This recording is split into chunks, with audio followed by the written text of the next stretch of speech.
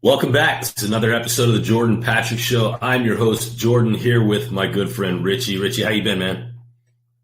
Good, bro. Good to see you. You too, man. It's been a while. We haven't been on the mics for a little while. We had the holiday season, obviously, and a busy new year, and everybody's been crazy, having crazy schedules. So it's good to be back, man. And thanks for carrying the weight while we were gone. I appreciate all the hard work you've been doing, man. Oh, thanks, bro. Nah, it's my pleasure, bro. I love doing this. That's why we do it. We enjoy this. Yes, sir, man. It's good to be back, though. I just want to get right into it, man. I want to start with the NBA today. We'll kind of cover just a little snippet of the NBA, roll into the MLB, and then just finish up the show heavy on the NFL. So stay tuned, guys, for that. We'll give you all the previews at the end of the show. But first, starting with the NBA, man, I brought up something before, I think it was maybe 8 or 10 games into the season, about how good the Chicago Bulls team looked on paper. Absolutely phenomenal. I mean, just spouting off some names real quick. I'll let you digest this. But at the one, you got Lonzo. You got DeMar DeRozan. You got Zach LaVine.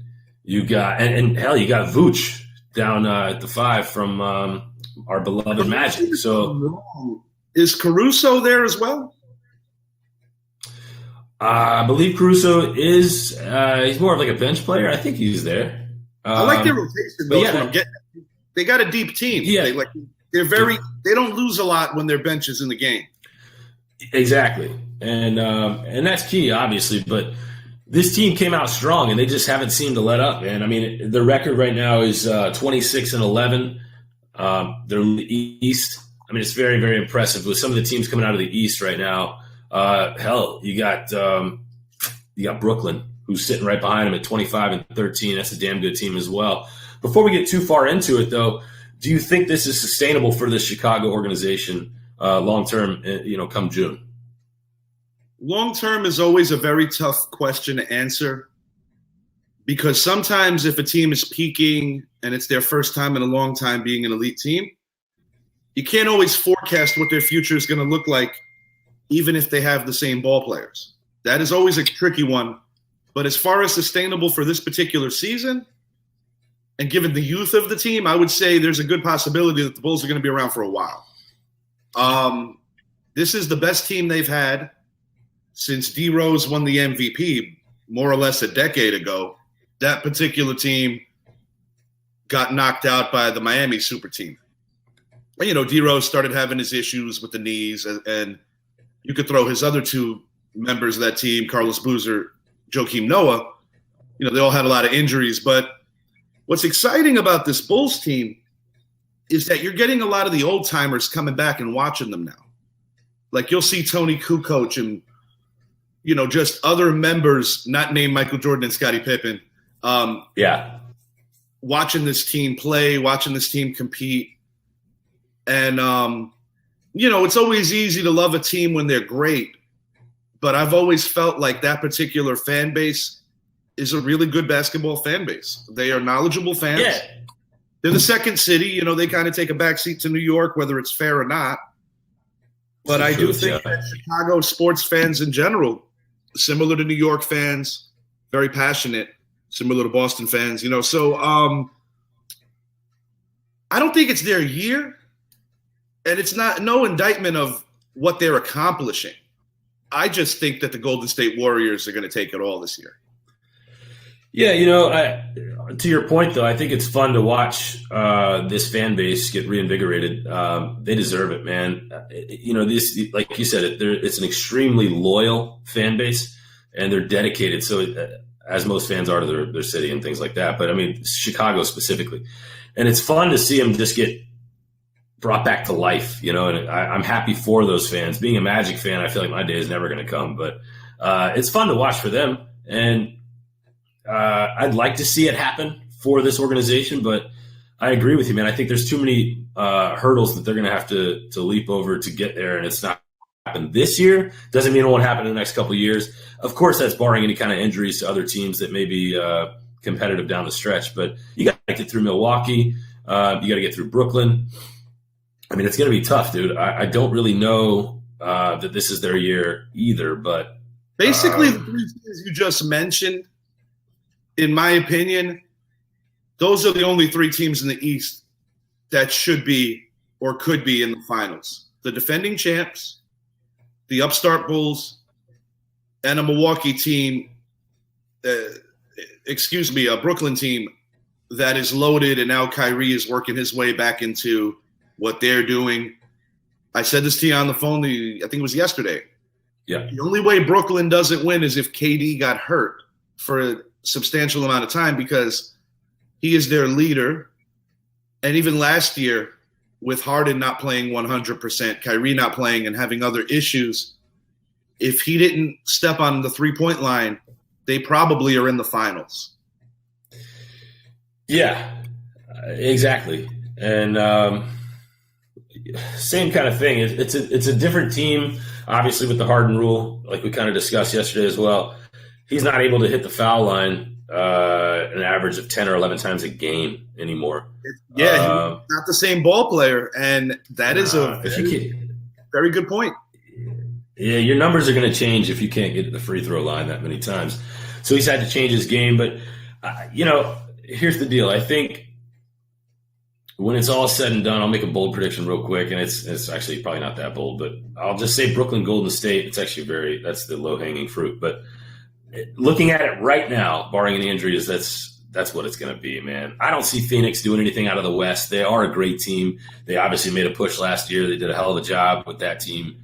But, they haven't won since 1993, and I don't think this is their year either. So, I mean, it's Phoenix is a great squad. You got guys like Booker and Paul who are clicking right now, but Paul can never seem to stay healthy in the long stretch of things either. So I don't think they get it done. You have Clay coming back for Golden State as well. Splash Brothers, when Curry comes back 100%. They're so good. But to be fair, if anybody out West can challenge Golden State or upset them, similar to how Milwaukee was the 1 seed during the bubble, they had a letdown, they got beat by Miami, then they come back and win a championship. Even though I don't believe it, I still got to give them some kind of credibility. I think the Utah Jazz can still be heard from. That's fun. But they're not going to do it. And no, they're not. But before we move along, speaking of KD, our boy Idris got into it a little bit with KD on Twitter a few weeks back as we were approaching, holiday season. And it's funny. It's pretty funny. It's funny because Idris was going after him. You know how I took Rappaport's side with that whole fiasco? Well, Idris took Rappaport's side in a much more aggressive way. Oh, God. I'm not going to paraphrase that. I'm not even going to get into it. All I'm going to say is Idris is a funny dude, and he is not afraid of KD.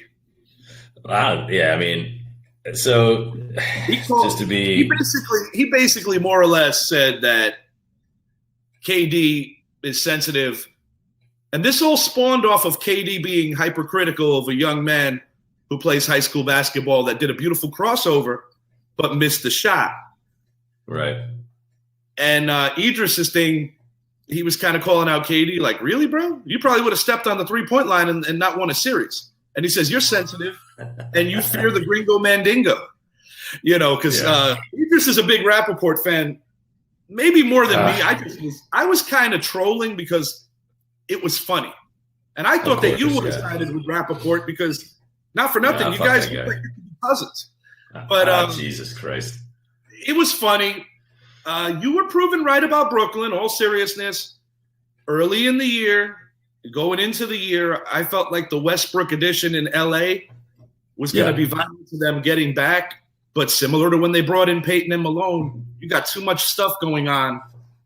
And the paint's too crowded, man. The paint's too crowded. It's too crowded, and it messes up the flow of the offense.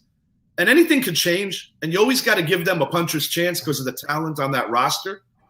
Agreed. But I don't see the Lakers being that 6 seed or that 8 seed or whatever that can run the table. The 3 teams we mentioned in the West, 3 teams we mentioned in the East, those are your real viable. I mean, I'll give you something fun, though, just to think about is the Memphis Grizzlies are a team that is a streamer pick for sure of mine out of the West.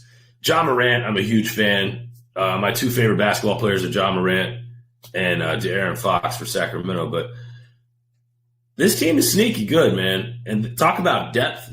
A bunch of names that nobody knows. Watch this team, man. Watch this team so I can hold you motherfuckers. Is they really feel comfortable playing with each other. And Morant, he is exciting. In so many ways, he reminds me a lot of the human highlight reel Dominique Wilkins. When that man was in midair, I literally feel like he can float up there and stay there as long as he wants. Super athletic ball player, high basketball IQ too. It's not just based on athleticism and God-given talent, but oh man, they got a real good team. And I think so. Just remember, I said that. I don't think they'll get through any kind of substantial. I'm just saying, don't be surprised if they're still hanging around, in May and doing some big things. But that's what makes the playoffs fun, because who the hell thought that the Clippers were going to bang Utah's door down? They did. So you really never know. You never know, but I think ultimately it's going to come down to Golden State and Brooklyn, and I think Brooklyn's going to get it done to get there, but I think ultimately the Warriors have more of a complete team, and they play just better basketball in general. And once you get the Splash Brothers back in full effect, Brooklyn's fucked. So, and I'll be rooting for the Warriors. That's my prediction. Me too, man. There's absolutely no way I'm rooting for them. I don't give a damn who they're playing. I'm not rooting for them. I'm a Knicks fan your favorite. I die, and I'll probably never see them win before the day I die. But I made a decision, and I stick with it. And got a kid. Well, let's move it on.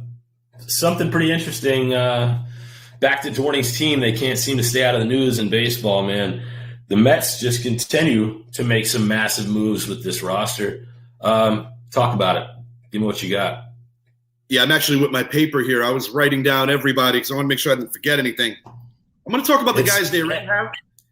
It's easy to forget, man, because it seems like they make 15 moves a fucking day.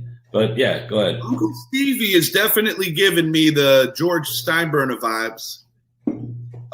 Very much willing to spend that money. And in some cases, it doesn't always work out. But when you look at this team, I still feel that they are in need of a number 3 starter that they can truly depend on. But my God, when your 1-2 is DeGrom and Max Scherzer, that compensates for a lot of things as long as those two stay healthy.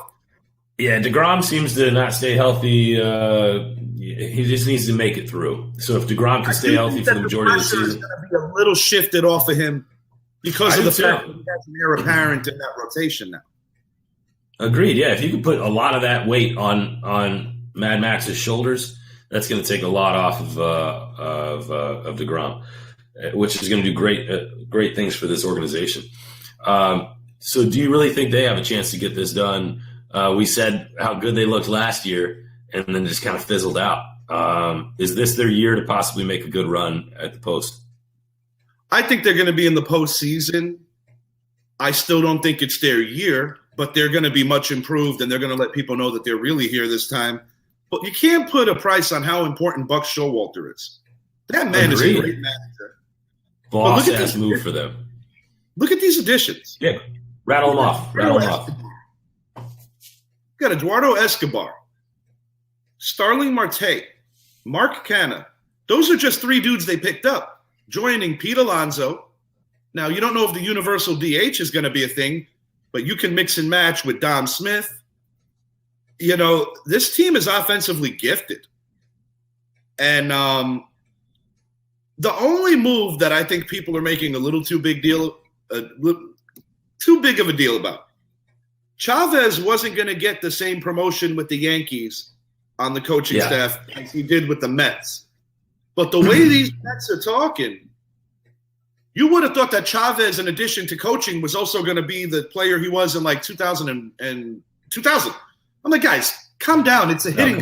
Come on now. I mean, listen, sometimes it's a little much, and I get it.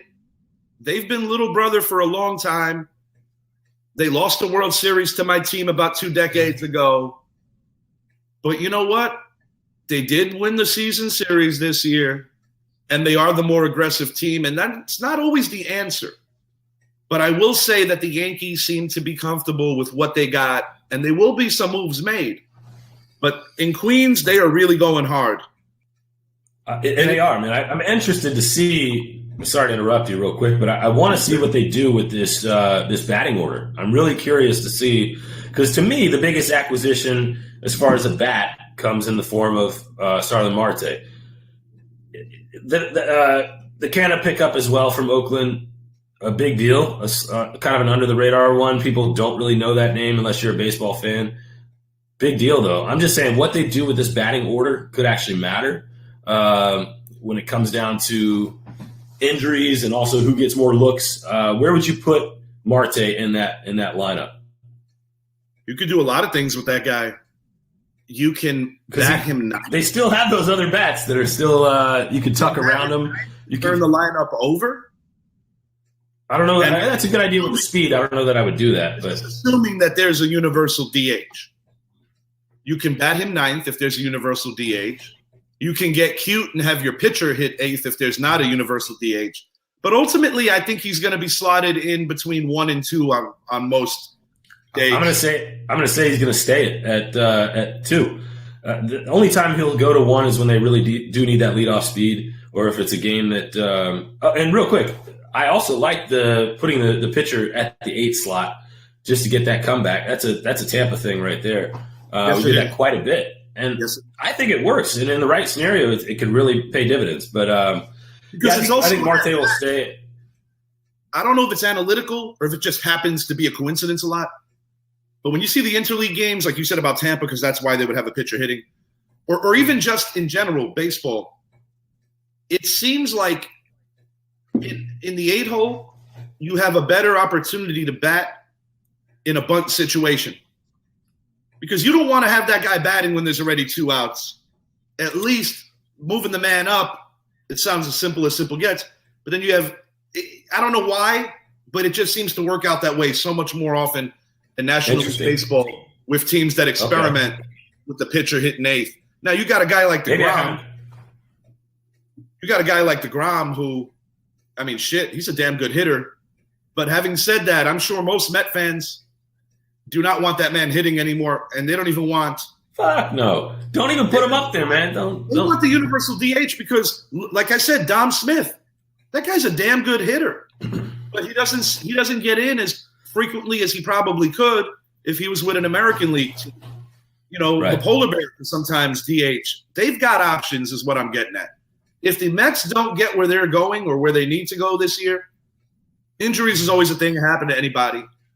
But I still feel that they have to figure out who their 3-man is, because even though 1 and 2 is outstanding, what makes them great now, at least on paper, is that they're not going to go into an elongated slump. But number 3, according to the rotation, is probably Taijuan Walker. That's a bit of a fall off from a Noah Syndergaard or a Marcus Stroman. So very much so. So I'm not going to crown them just yet. But I do expect them to be better. Having said that, the world champions play in their division. Right. Exactly. And that's something that's a tough division anyway. And we actually kind of slept on it a little bit last year. But so at what point does this become squandering money and piss poor moves? In 2 years from now, if they're not winning a title or at least a pennant, like when does it become squandered money? If you're not getting the results that the salary garners, and believe me, being a Yankee fan, we could even relate to that. I think the Yankees are trying to trim salary, not just because about what they worry about what the public consensus is. It's just that they're trying to be a little smarter with their money. Yeah. I have no issue with what the Mets are doing because they are trying to prove to their fan base that they are willing to do whatever it takes to give them a team that they can be proud of. Exactly, and they're doing a damn good job of that. But what I'm saying is, I agree with you. This is not their year. However, if it's not next year, that's when you start. That's when you start having that doubt. Is Uncle Stevie full of shit? Right. And Scherzer is great, but he's old. Right. Could either be a Cy Young Award-winning pitcher. How old is he? Like, what is he like? Or he could look like his age. There's no guarantee. Is he like 38 or something like that? Isn't he up there? 37 to 38. There's no guarantees. But one thing that we do know, based on recent history and just their careers in general, that is one hell of a 1-2. And that is those combination prevents you from going into long slumps. I agree. They just need to figure it out sooner than later, because I agree with you. This year might not be their year, but it could be. We could just be eating our words here and it's not even come September. But it's more of me giving that much respect. And I'm not even talking about the Braves. I'm talking about the Dodgers and the Giants. Braves won the World Series, but that doesn't mean they were the best team in baseball. No, not at all. Dodgers and the Giants are excellent teams. Absolutely. The bullpen came to life for the Braves at the right time, like we discussed last show. I mean, you were a 500 team at the break. They were a 500 team at the break and got it done. Just their bullpen came back to life. What makes it most impressive is that they won without the best offensive player. That can't be slept on. I know, but still, like, you got to look at it long term, and is it going to happen again? Or even short term, is it going to happen again this year for the Braves? Not in my opinion, but it's not going to happen for the Mets either. So, I think the Braves coming out that's won a World Series in a while, but that doesn't mean they're a bad team. Part of it is getting hot at the right time, and they did that, so they deserve the. They did it. Absolutely, I'm not taking anything away from them. They did it. The timing was perfect for them. It was very poetic, and I'm very happy to see that team win. I like that organization. I really do. The Mets will challenge. But moving along, man. Yeah, I agree. In that division, that'll be their only challenge. Now let's move it along to discuss some NFL, man, before we get this entire breakdown of all these games. Actually, you know what? Fuck it. We'll just roll right into it, and we'll cover the first game here. Raiders-Bengals, man. What is your outlook on this game? Let me see here. What do we got? Cincinnati is favored by 6 at home. Have to admit, the Raiders look pretty damn good against the Chargers in the final game of the season. Oh, that was a whole fucking debacle right there. But anyway, Cincinnati over the Raiders, favored by 6. What's your outlook on this and why? I think the Bengals are the better football team. If an upset was to happen, it's because the Bengals might come in a little tight because they haven't been in a game like this in quite some time.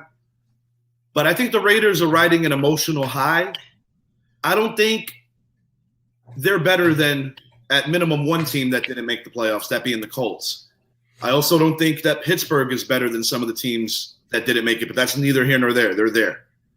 I think the spread makes sense, and I got the Bengals just covering the spread. I got the Bengals winning 30-23.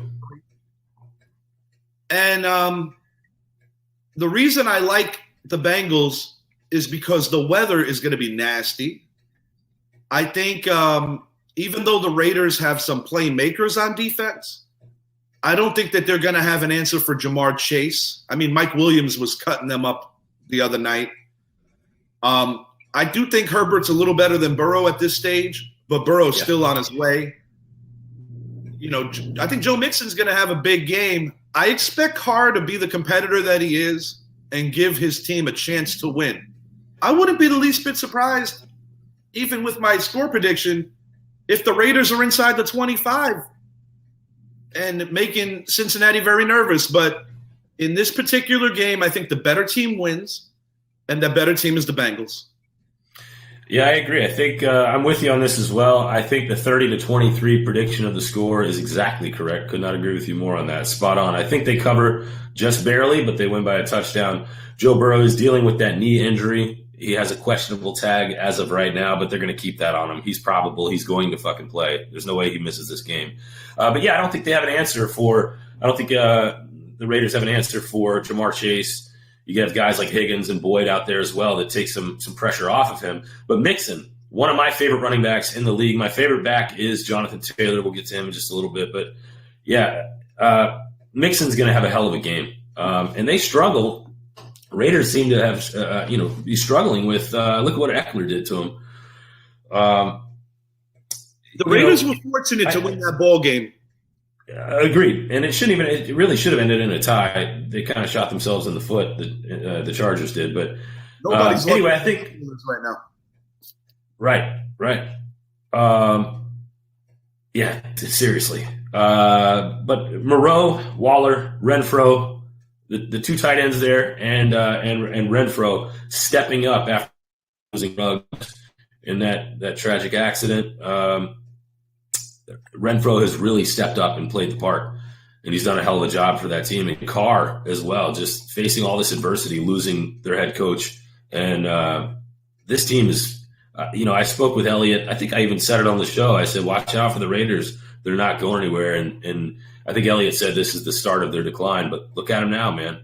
Look at them now. They made it. I don't think they'll get out of this round. I think Cincinnati handles their business and moves it right along. As long as Burrow can stay in the entire game and has no other issues with that knee, I think they comfortably win by a touchdown. Yeah, they might make it close towards the end, the Raiders, but I think the Bengals will comfortably cover that spread. On a side note, quickly, this is Carr's final game as a Raider. I think he's going to find a new address in free agency, but we'll talk about that more as we make more shows. But I do think this is his final game as a Raider. It's very possible, and that sucks because he's given so much to that organization, and I like him there. I think he's a great fit, but he could shine elsewhere. I was talking about that to my wife the other day. He needs to be somewhere else.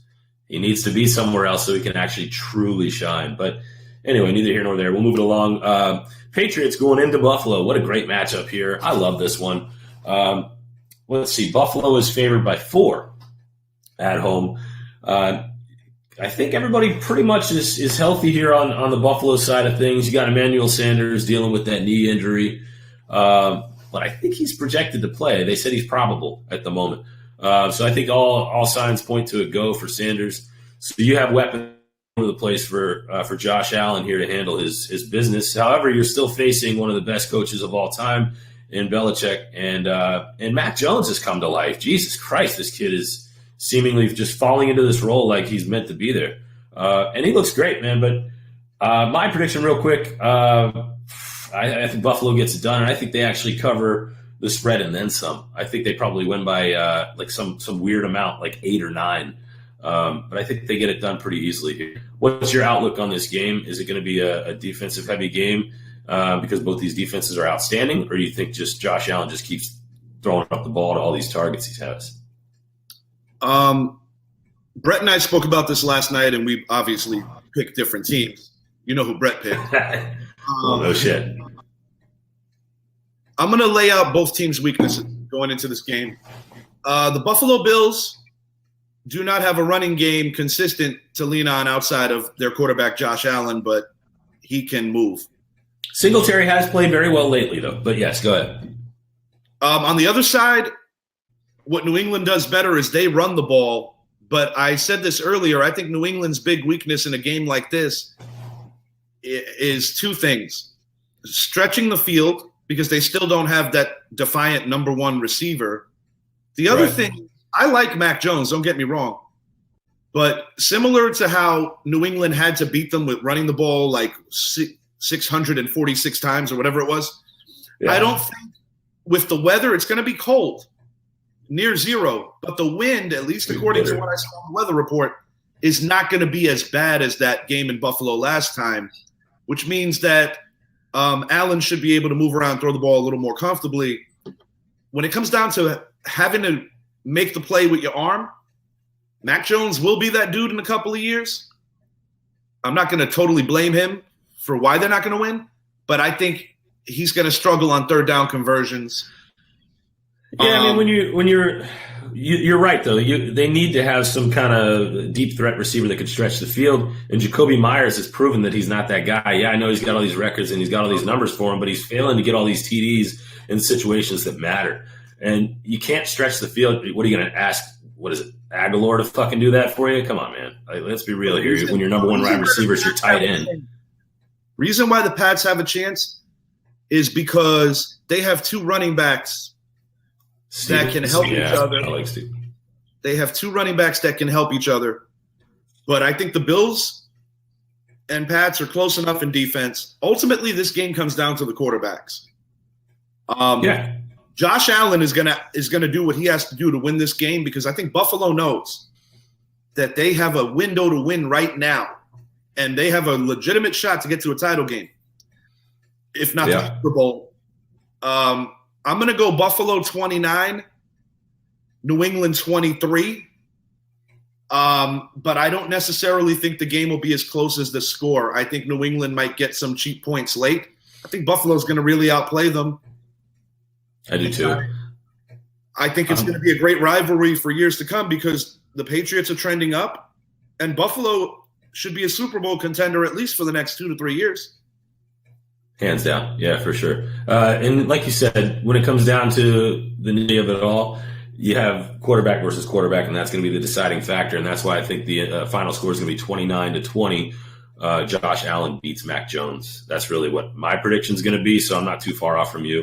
But moving along, we'll roll into the next game on the slate is going to be the Eagles at the Buccaneers. My breakdown of this real quick is you have Leonard Fournette is on the IR, but he will be coming back for this game. Will he be 100%? Probably not. But last time they faced, I think it was week 10, maybe. I'm not even sure. Something like that. I think it was a Thursday night game, if I'm not mistaken. Yeah, something like that. In Philly. Fournette put up. He rushed the ball 22 times for 81 yards, 2 touchdowns, caught 6 passes on 6 targets for 46 yards. They don't seem to have an answer for Fournette. So even if Fournette's only like 80%, he's going to fuck up this Eagles team, man. And Ronald Jones, not a factor, didn't play last week. Keyshawn Vaughn and who's the other? Oh, Le'Veon Bell, they signed as well. Yeah, they kind of carried the weight. Yeah, they kind of held their position for Fournette, and they did a decent job. But you lost the target, and Antonio Brown, that whole fucking that whole bag of shit. We won't even get into that, but you have other guys stepping up. So I think Brady gets it done, and Fournette coming back in there is going to definitely alleviate some of that pressure. Yeah, I know the Eagles weren't playing all their starters, and that's why they got blown out by Dallas last week. But I don't think Jalen Hurts and his key guys, like Devonta Smith and all these young kids, are going to be able to get it done against Brady and Arians. I just think they're going to handle their business.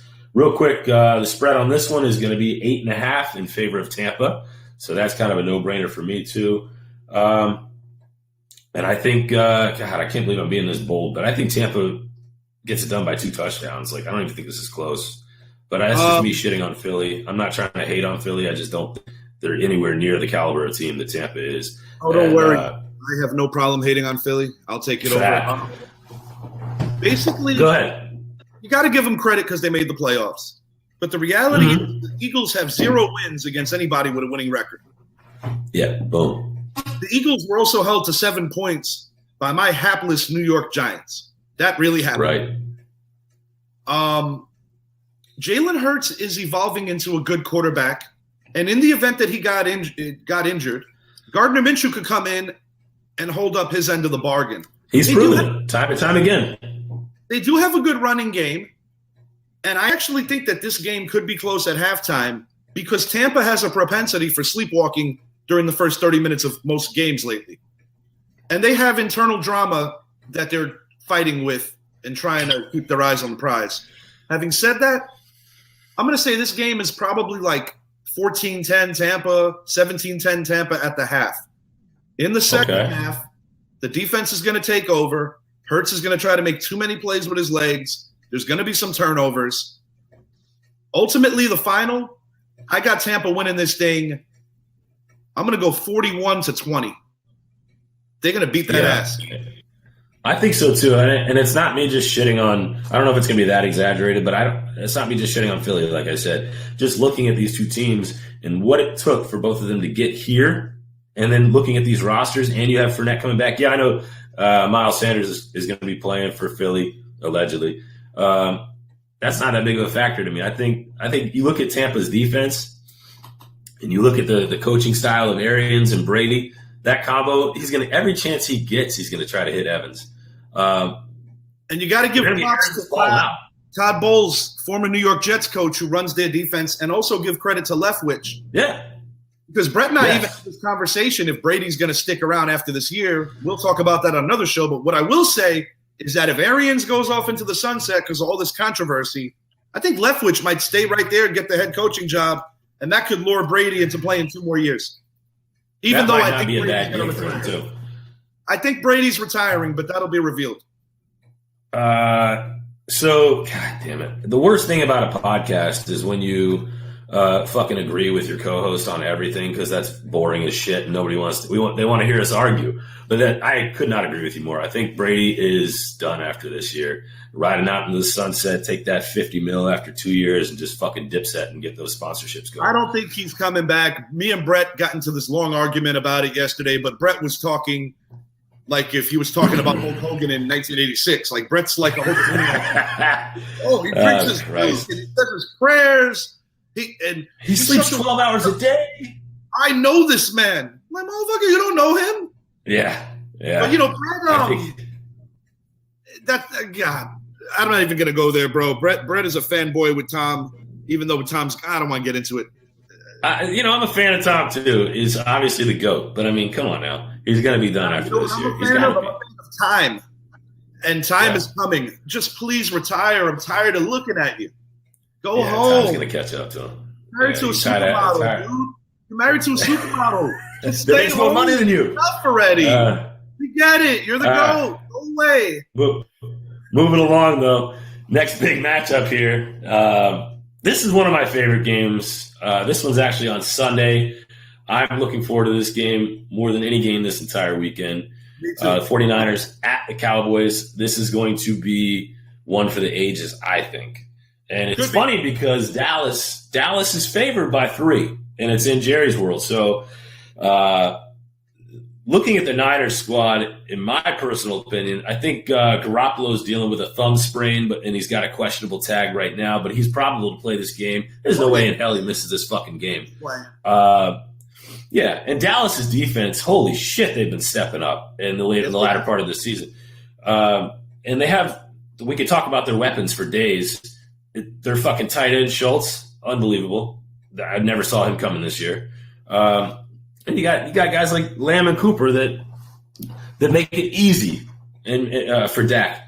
And then you got Zeke down low. I think Pollard's behind him. Pollard's dealing with some kind of injury right now, I think, as well. But all in all, his team is healthy, and they should show out.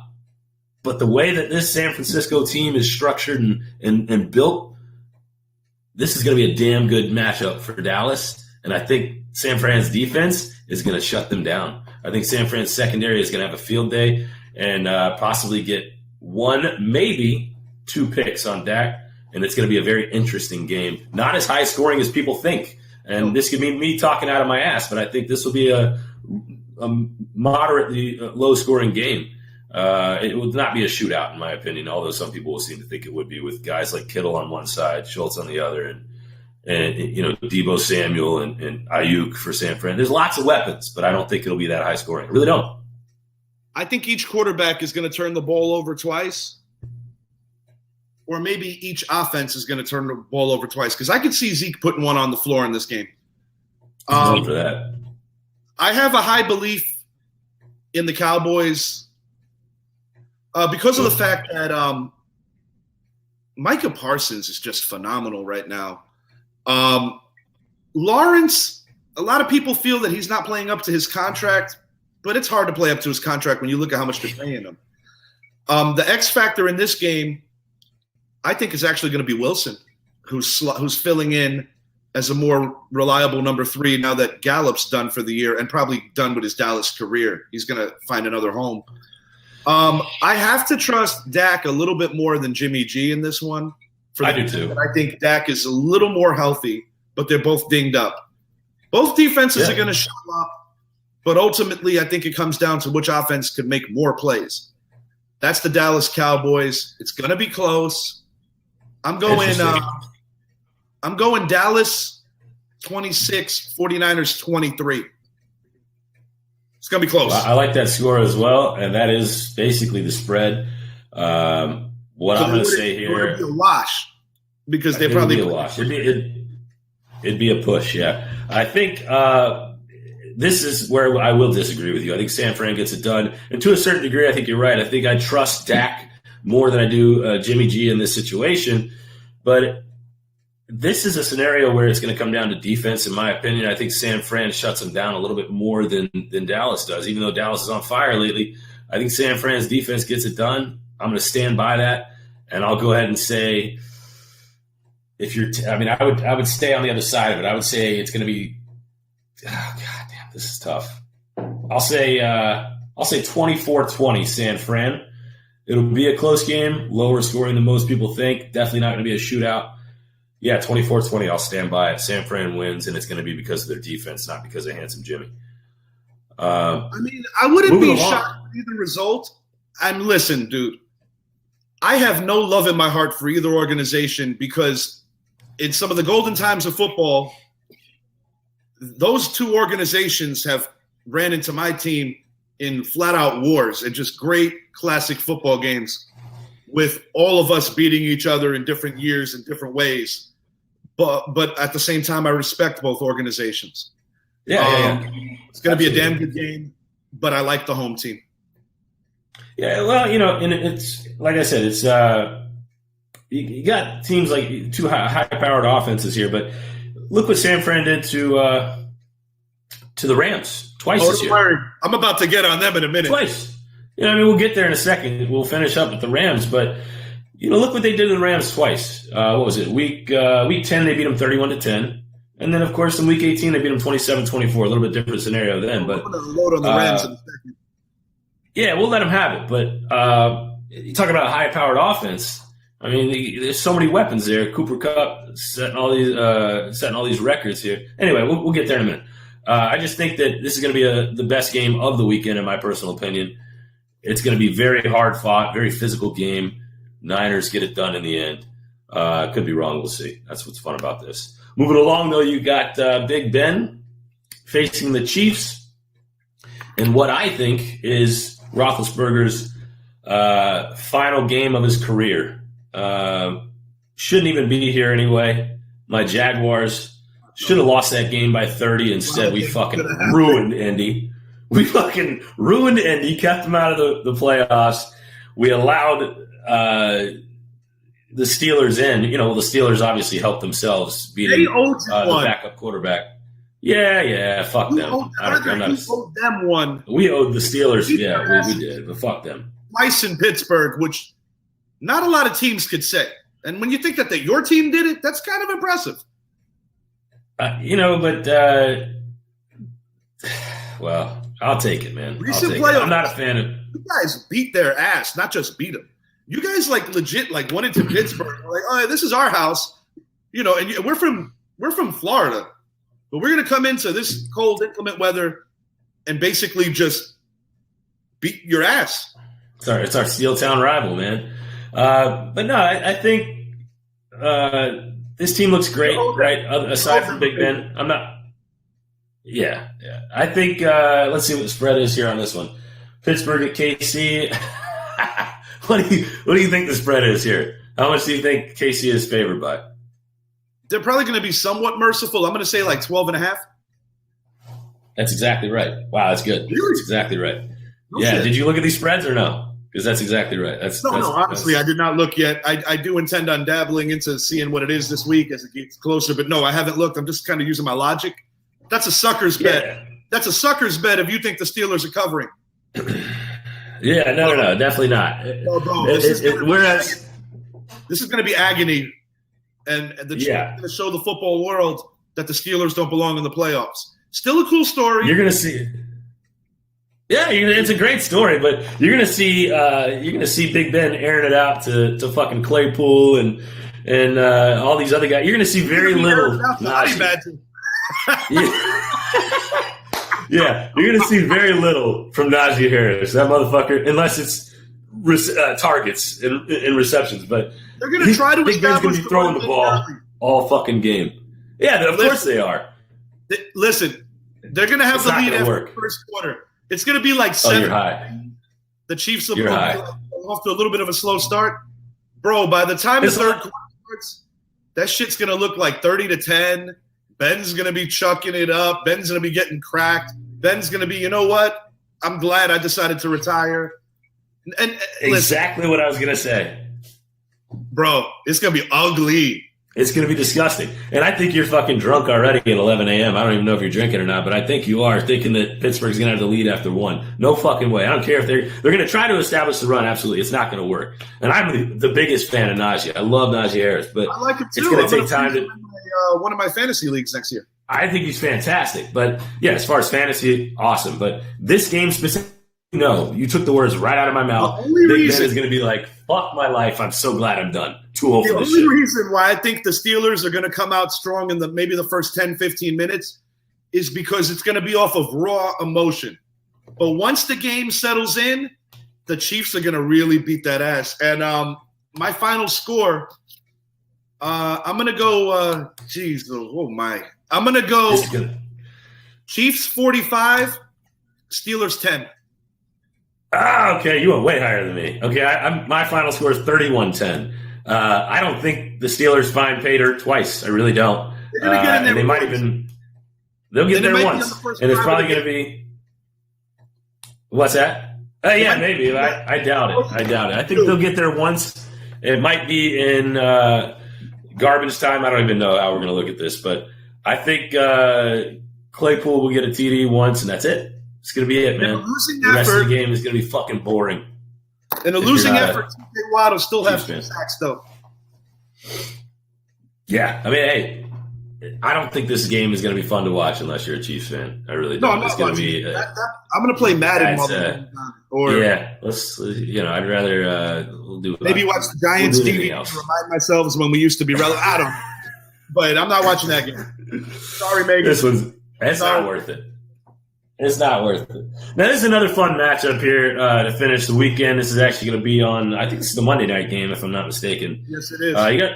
You got Kyler going into LA facing Stafford.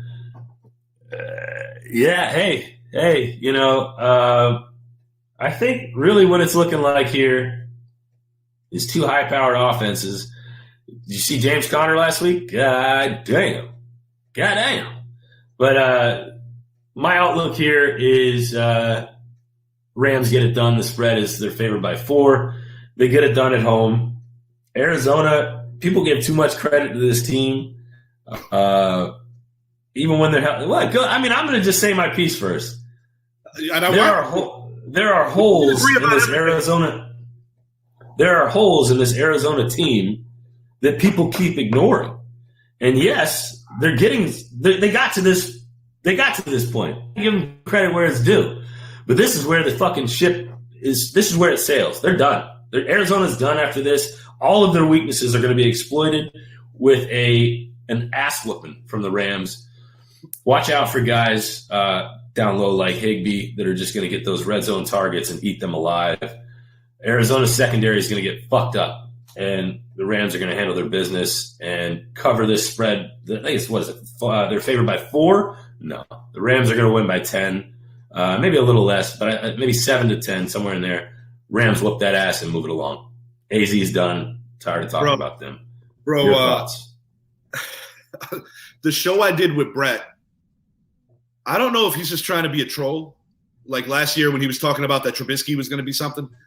All I'm going to say is this. Yeah.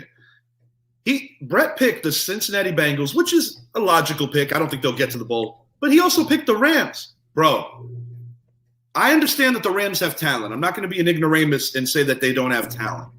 Sure. But in my opinion, they are so friggin' overrated. I don't believe in Matt Stafford. Wow. You and Elliot hate Matt Stafford for whatever. In that role, you both hate that motherfucker. Bro, when you think about what they gave up for him, they could have got Deshaun Watson. I know. Yeah, I'm not saying it was the right move. I'm saying I think it's a good fit, or I'm not saying they couldn't have done better. Jared Goff with his first cousin. Yeah. I'm fucking better than Jared Goff, though. God damn. You are. Not really. But listen. Go ahead. Aaron Donald's phenomenal. I'll never say he's not. He is special. I know Von Miller's a future Hall of Famer. I don't think he's the player he once was. The reason why I think the Arizona Cardinals are going to win this football game is because I know spoke about Connor, but Chase Edmonds is healthy. He's spry. These are two guys that complement each other very well. And even though D-Hop's not 100, D-Hop is going to at minimum be up. Their leading receiver is fucking Zach Ertz, receiving the most targets right now. Behind what? Who's the other one right after him? Christian Kirk or whatever the fuck his name is. This team's in trouble, man. And AJ Green, okay. I feel like you've been talking about AJ Green since I was in high school. I'm going to sit here and tell you that I believe in them that much either. I just have such a deep disdain in my heart for the Rams. I think there it is. I think they've made a collection of a bunch of overpaid guys that are not going to win together. There ain't no super. They're trying to do a super team out there. But in a way, I want them to win because I want Green Bay to beat their ass in Lambeau the week after. I think the Cardinals are going to upset them, and it's going to be one of the biggest failures in a long time when you look like these idiots overpaid everybody. Hey, let's get Odell. He's a reliable guy. He's only been injured, I don't know, the last 5 fucking years. Odell's playing well. I'll be fair. Odell's playing well. Watch him score in this game just to shut you the fuck up. The Rams, to me, are the kind of team that shows up when they play inferior competition. The Arizona Cardinals beat this team in L.A. 37-20 earlier in the year. Now, that was a long time ago. But when the Rams beat them in Arizona without D-Hop, it was only 30-23. The Rams are so disgustingly overrated. I am going to laugh my ass off if the Cardinals go in there and basically beat the Rams and give Green Bay a free ride to the title game. Okay, well here we go then, because this is getting fun. We're disagreeing about San Francisco and Dallas, and now this game. Like what they did. I think they're so overrated. So you're just for us. Well, I mean that's fine. That's one thing. If you think they're overrated, that's fair. I get it. That you're entitled to that opinion. But okay. But I'm saying that AZ is overrated, and all these holes that this organization has are going to be fucking exploited. They are who we thought. AZ's overrated, dog. AZ is overrated. They are who we thought they were. So basically, we should call this we should call this the Slack Bowl. 30-20. Rams win 30-20. 30-20. Yeah, seriously. And watch, I'm gonna fucking love it when OBJ is just handling his business from Stafford. Oh my God, Jordan. Stop it. That's the clown. That's the clown in me trying to fucking. No, OBJ's a hell of a Michael Rappaport your ass, but not. He had to be important for me to have a bit of a dislike for him. He was damn good, and he might score. The connection to Cup is going to be the answer. I'm going, and you might think I'm high as hell right now. I'm going Arizona 36, Los Angeles Rams 30. Overtime, Christian Kirk on a broken coverage hits pay dirt in overtime, and the Rams have this befuddled look on their face like, damn, we're not going to win a playoff game this year. If that exact scenario plays out, I'll give you a $100 bar tab, just your drinks, if that plays out exactly in that manner, because that would be a dope-ass prediction to see. I just don't think it's going to happen. I think it falls through. Right. I know that I might be reaching a little, and I'm also motivated to do this because me and Brett been arguing hard. This knucklehead said that Matt Stafford's going to win the Super Bowl MVP. Okay, that's a little fucking crazy, but I don't even think the Rams. I don't even think the Rams get there. First of all, hell no. That's what I'm saying. The Pats going to win it all. Let's just play it out real quick. The only way to play it out real quick is if the Niners win. Yeah, well, it's very possible, like I said, but definitely not getting there anyway. Even if they avoid the Pack, they beat AZ, but then that's a wrap. You got guys like Kupp and Higbee that are getting. I'm sorry to interrupt you. The only credit go ahead. That I'm going to give to to the Rams, is that they do have Tampa's number. I have to give them that much respect. But when you look at their matchups this year, they lost They're similar to the Bills. You know how the Bills lost to a lot of good teams? Yeah. Look at the Rams. And yeah, but I have more of a belief in the Bills than the Rams because it's a quarterback-driven league. I do too. And Josh Allen's a Ferrari. And Matthew Stafford. Careful with this analogy. Okay, we're done. Let's end the show. Jared Goff is a 95 Mustang. But anyway. Jared Goff is like a Geo Metro. Yeah, fucking 3-cylinder car. But yeah, I think that's a fair outlook on everything. I'm glad we disagreed and didn't. Lawnmowers that are more high powered than 3 cylinders. That is great. That's great. No shit, man. But I like these matchups, man. It was good talking to you about everything and kind of breaking everything down. And we appreciate you guys tuning in for another show. Now that you picked the Rams, I might have to reassess all of this. It's not even that I don't like Kyler or I don't like James Conner. I'm a huge fan of James Conner. But looking at that team, I'm like, they're about to get fucking exploited. They're about to get shut the fuck down. And Kyler does have the speed, but so does LA's defense, man. It's going to be fun to watch. I just think LA gets it done quite easily. But last thing I'm going to say, 30 to 20. Yeah. Last thing I'm going to say, I think the reason why Arizona might make these guys pay is because LA's defense is going to be so damn aggressive that Kyler might pick them apart over the top. And I also think that the combination of Edmonds and Connor is more viable than Sony Michel and the still injured Cam Akers. Yeah, Cam Akers ain't 100%, and Sony Michel proved that he's not that dude for that organization. But we'll see, man. We'll see. I want to wrap this show up, keep it under an hour, and I'm also about to piss my pants. So it was good talking to you, brother. Another good show in the books. Guys, thank you very much for watching. Stay tuned. We have a big Super Bowl show coming up. We're going to do a live Super Bowl show with you guys. We want you guys to talk shit on YouTube and Facebook Live. And we look forward to having you guys with us. Rich, thank you very much for being here doing the show with me, brother. Appreciate your time. I had a good time. We kind of started getting goofy at the end and talking a lot of shit, but you know what? We haven't show together in a while, so it's all good. Fuck the Rams. Fuck you, Yes, baseball, there it is. Please make that deal, baseball. Please don't make us miss. Let's go. I want some MLB. Let's go. I want some baseball. All right, buddy. Take care, man. We'll see you next time. Great show. Talk to you soon. Good job.